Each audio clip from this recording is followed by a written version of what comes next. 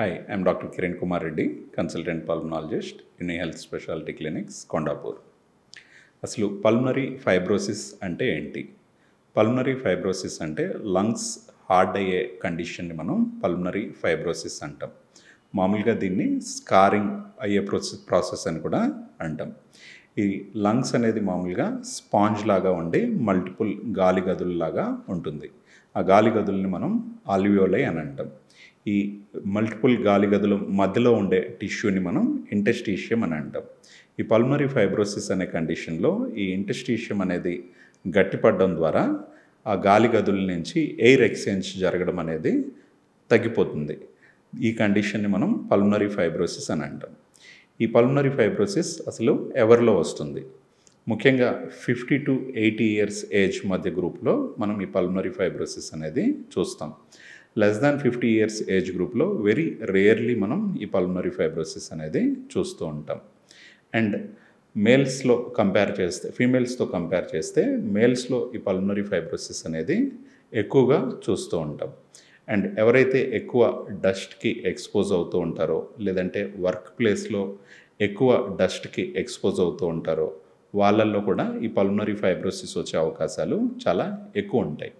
And other reason వచ్చేసి auto immune diseases like rheumatoid arthritis కానివ్వండి, SLE కానివ్వండి, స్క్లీరోడెర్మా ఇలాంటి ఆటో ఇమ్యూన్ డిసీజెస్ ఉన్న వాళ్ళల్లో ఈ పల్మనరీ ఫైబ్రోసిస్ వచ్చే అవకాశాలు చాలా ఎక్కువ ఉంటాయి. అండ్ స్మోకింగ్ చేసే వాళ్ళల్లో లేదంటే ప్రీవియస్గా స్మోక్ చేసి ఇప్పుడు స్టాప్ చేసిన వాళ్ళల్లో కూడా ఈ పల్మనరీ ఫైబ్రోసిస్ వచ్చే అవకాశాలు చాలా ఎక్కువ. ఈ పల్మనరీ ఫైబ్రోసిస్ వచ్చిన వాళ్ళల్లో అసలు ఎలాంటి లక్షణాలు ఉంటాయి?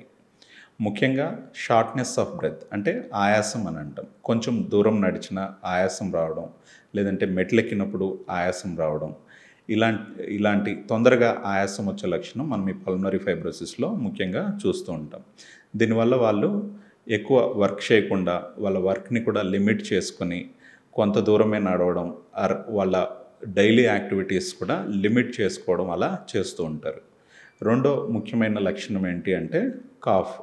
ముఖ్యంగా ఈ పల్మనరీ ఫైబ్రోసిస్ ఉన్న వాళ్ళల్లో డ్రై కాఫ్ మనం చూస్తూ ఉంటాం. డ్రై కాఫ్ అంటే కాఫ్తో పాటు ఎలాంటి ఎక్స్పెక్టరేషన్ అంటే ఫ్లమ్ అనేది లేకుండా పొడి దగ్గులాగా ఉండే లక్షణం మనం ఈ పల్మనరీ ఫైబ్రోసిస్లో చూస్తూ ఉంటాం.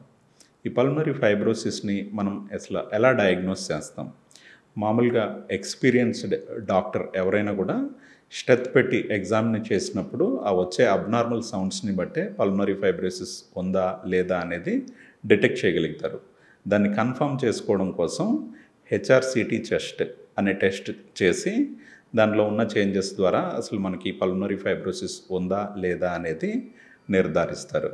అండ్ దాంతోపాటు ఇది ఎందుకు వచ్చింది అంటే ఏదైనా ఆటో ఇమ్యూన్ డిసీజెస్తో పాటుగా ఈ పల్మనరీ ఫైబ్రోసిస్ వచ్చిందా లేదా దానంతటా ఓన్లీ పల్మనరీ ఫైబ్రోసిస్ మాత్రమే ఉందా అనేది తెలుసుకోవడం కోసం కొన్ని రకాలైన బ్లడ్ టెస్ట్స్ అవి మనం చేస్తాం.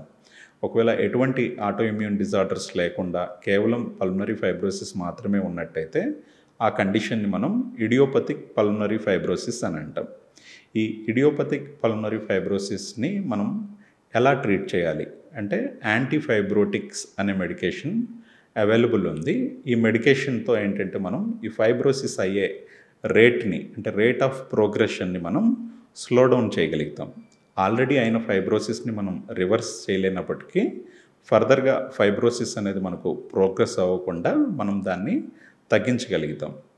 ఒకవేళ మనం ఈ ఫైబ్రోసిస్ని తగ్గించకపోతే ఏం జరుగుతుంది అంటే విత్ ఏజ్ డ్యూరేషన్తో పాటు ఆ పల్మనరీ ఫైబ్రోసిస్ అనేది ప్రోగ్రెస్ అవ్వడం, ఎక్కువ శాతం లంగ్ ఎయిర్ ఎక్స్చేంజ్కి మనకు పనికి రాకుండా పోవడం అండ్ పేషెంట్ ఆక్సిజన్ మీద డిపెండెంట్ అయిపోవడం ఇలాంటి సిచ్యువేషన్ మనకు వస్తుంది. సో ఈ యాంటీఫైబ్రోటిక్స్ వాడి మనం ఆ పల్మనరీ ఫైబ్రోసిస్ రేట్ని తగ్గించి పేషెంట్ని మనం కంఫర్టబుల్గా ఉంచడం అండ్ ఆక్సిజన్ డిపెండెంట్ అవ్వకుండా చేయగలుగుతాం. అండ్ అదర్ జాగ్రత్తలు ఇంకేం తీసుకోవాలి మనం ఈ పల్మనరీ ఫైబ్రోసిస్ ఉన్నవాళ్ళు అంటే వాళ్ళ బ్రీతింగ్ ఎక్సర్సైజెస్ని కంటిన్యూ చేయాలి. అండ్ వాకింగ్ అండ్ కార్డియో లాంటి ఎక్సర్సైజెస్ కూడా వాళ్ళు కంటిన్యూ చేయాలి.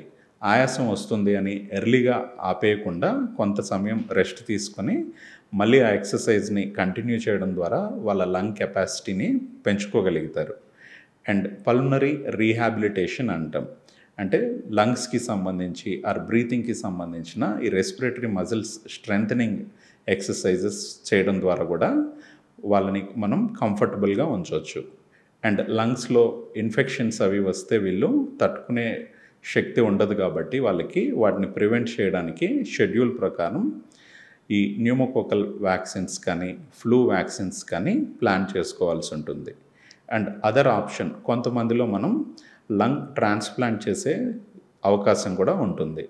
సో మనం దాన్ని ఎర్లీగా డిటెక్ట్ చేసి వాళ్ళకి సరైన ట్రీట్మెంట్ కానీ అందించినట్టయితే వాళ్ళు కంఫర్టబుల్గా ఉండగలుగుతారు.